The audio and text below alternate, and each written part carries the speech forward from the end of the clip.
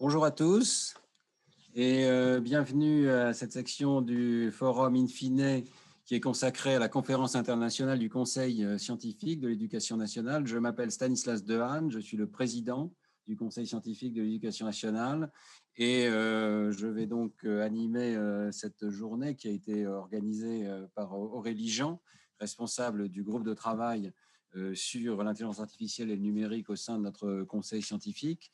Je voudrais d'abord vous remercier tous pour votre présence et l'accueil du colloque du forum InFine, l'accueil de Canopé, qui nous permet donc de tenir une conférence internationale scientifique sur ce sujet de l'éducation à l'heure des techniques de l'intelligence artificielle et du numérique.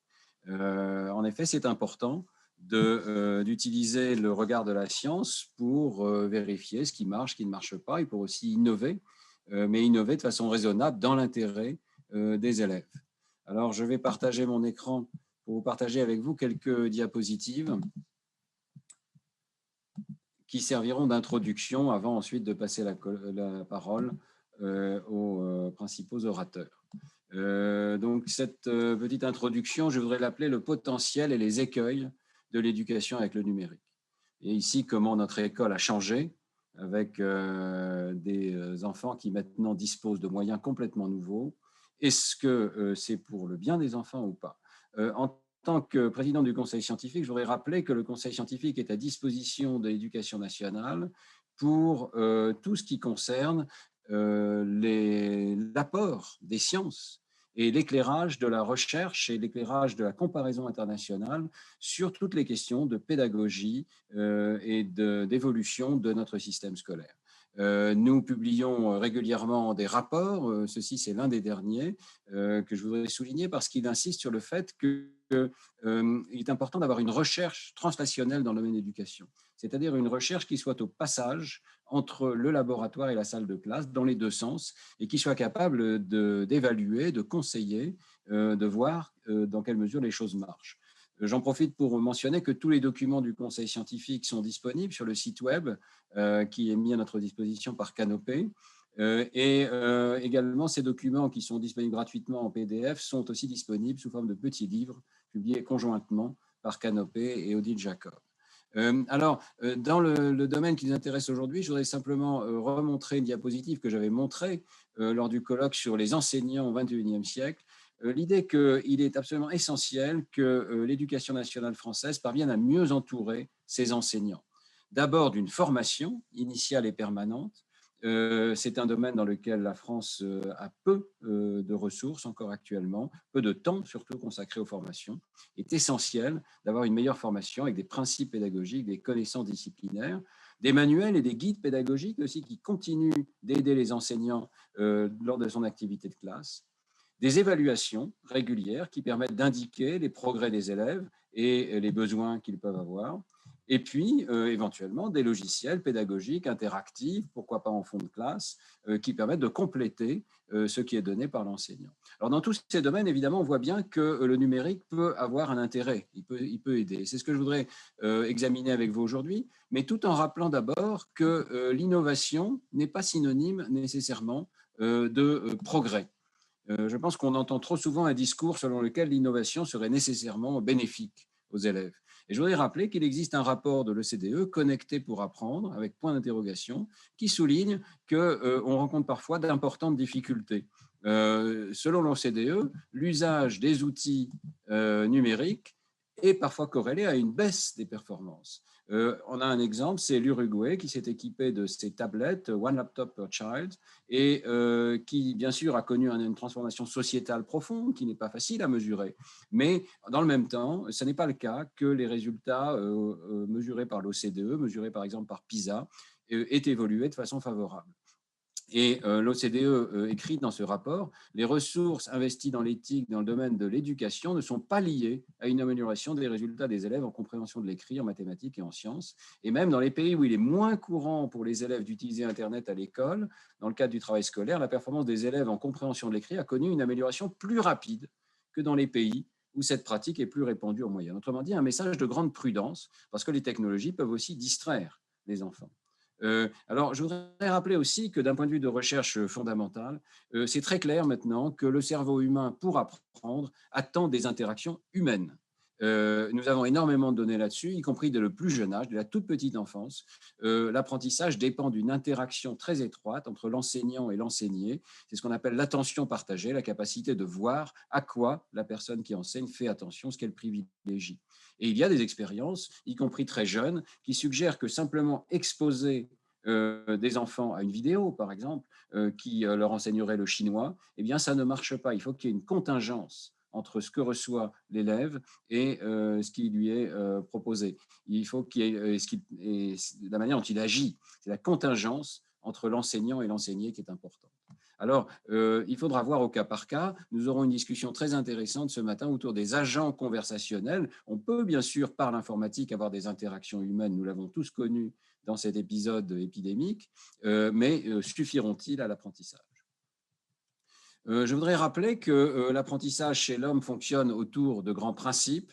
J'ai proposé dans mes livres les 4 piliers de l'apprentissage. Je pense que l'informatique peut être extrêmement utile dans tous ces domaines, à condition évidemment de respecter ces principes d'apprentissage. Alors d'abord, nous apprenons ce à quoi nous faisons attention. L'attention est un filtre sélectif qui détermine ce que nous percevons, ce que nous effectuons et ce que nous apprenons. Un logiciel de jeu peut évidemment captiver l'attention des enfants, mais encore faut-il qu'il captive l'attention sur les objets qu'on souhaite qu'il apprenne. Nous savons qu'il existe très souvent un effet de distraction des enfants.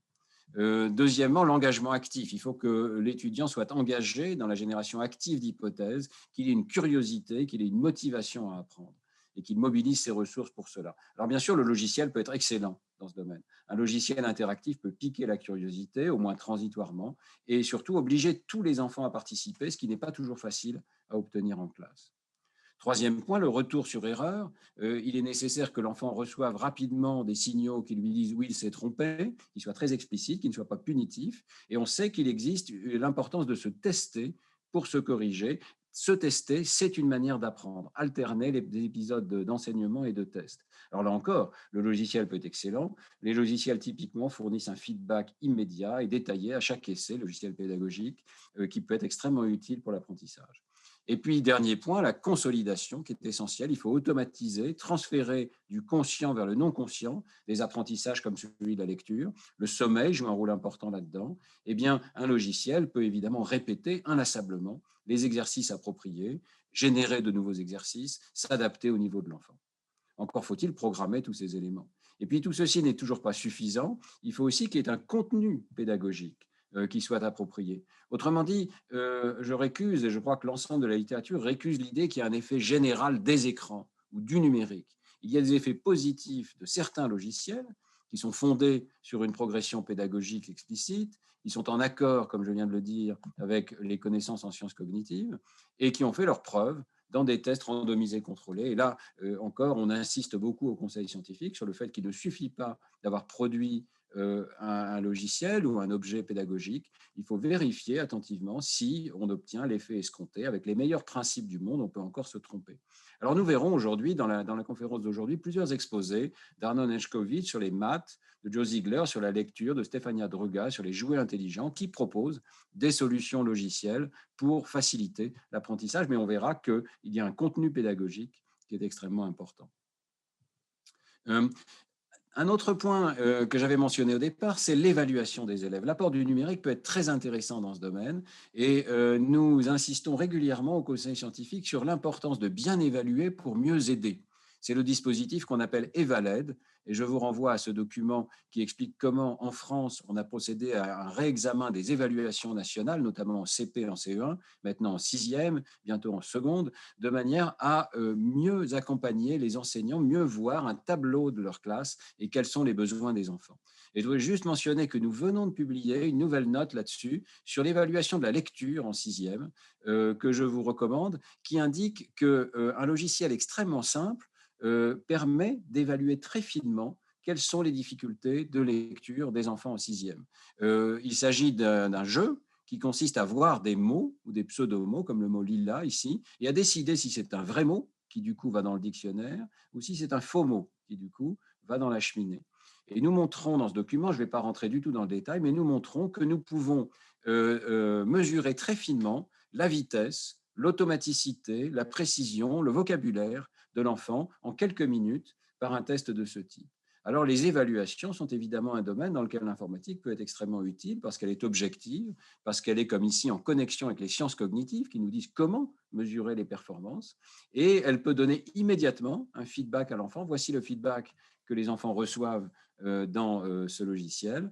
On va mettre ça à disposition de tous les enfants pour qu'à n'importe quel moment, on puisse avoir, soit l'enfant, soit le parent, soit l'enseignant lui-même, une mesure précise des difficultés. Par exemple, ici, un enfant qui a des difficultés avec les règles graphème-phonème du français et qui donc s'est trompé sur tous ces items parce qu'il a cru que c'était des mots. Il a lu le S comme étant un se et non pas un ze entre deux voyelles. Et du coup, on peut lui dire, voilà, regarde attentivement ces mots, essaye de comprendre pourquoi tu t'es trompé. Donc, je pense que c'est un domaine très intéressant. On en parlera en fin de journée dans l'exposé de Rose Luckin, qui nous montrera comment utiliser l'IA pour montrer aux enseignants et aux élèves le détail de leur progrès sur le plan intellectuel, émotionnel et social. Et ça peut être évidemment extrêmement motivant pour les enfants de voir qu'ils ont progressé et comment. Enfin, nous aborderons aussi dans ce colloque la question de l'enseignement, non pas par l'informatique et l'intelligence artificielle, mais de l'informatique et de l'intelligence artificielle. Et là encore, il faut faire extrêmement attention parce qu'il existe des résultats scientifiques très nombreux qui suggèrent qu'on peut se tromper. Il y a un échec répété et souvent méconnu de ce qu'on appelle les pédagogies de la découverte. Donc nous, les scientifiques, nous sommes extrêmement sceptiques de dispositifs de ce type où on se contente de mettre un ordinateur à disposition des enfants et on suppose qu'ils vont découvrir tout seuls la manière de pratiquer l'informatique. Toutes les recherches, vous voyez, ça a été intitulé dans cet article qui date déjà de 2004, Three Strikes Rule, ça veut dire que ça fait déjà 3 fois à l'époque qu'on savait que ça ne marche pas. Les interactions avec un ordinateur ou un logiciel en soi ne suffisent pas. Il faut un enseignement structuré, explicite, pour que les représentations mentales de ces enfants se transforment. Ce qui ne veut pas dire qu'il ne faut pas y avoir une dimension de curiosité, mais il faut aussi un enseignement structuré, explicite.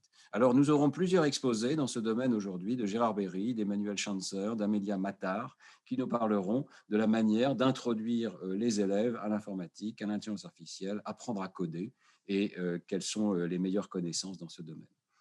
Voilà, j'en termine avec donc cette brève introduction. J'espère ne pas vous avoir découragé, bien sûr. Je pense qu'il y a un potentiel énorme du numérique et nous en avons plus besoin que jamais dans le contexte actuel.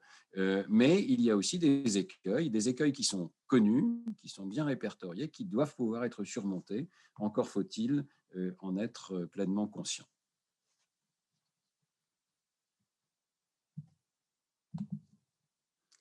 Alors, j'arrête le partage. Je vous remercie de votre attention. J'espère que vous allez passer donc une très bonne journée et apprendre beaucoup de choses scientifiques sur l'éducation à l'heure des techniques de l'intelligence artificielle et du numérique. Nous allons, avec, je crois, une minute d'avance peut-être, nous tourner donc vers la suite du programme. Est-ce qu'il y a un petit jingle? Voilà. Alors, nous allons donc entamer la session 1. La session 1 qui s'intitule « Quelle place pour le numérique dans les apprentissages ?» et qui va prolonger évidemment l'introduction trop brève que j'ai pu donner. Je suis très heureux d'accueillir aujourd'hui pour nous parler de ce sujet Aurélie Jean, qui est docteur en sciences, qui est serial entrepreneur et qui a accepté très gentiment pendant plusieurs années de coordonner le groupe de travail du Conseil scientifique de l'éducation nationale sur l'intelligence artificielle et l'éducation. Elle est spécialiste de l'algorithmique, conseillère, fondatrice de l'agence de conseil en développement algorithmique In Silico Veritas et d'autres sociétés. Et elle va nous parler des conclusions de son groupe de travail sur les agents conversationnels en classe, avancées et recommandations.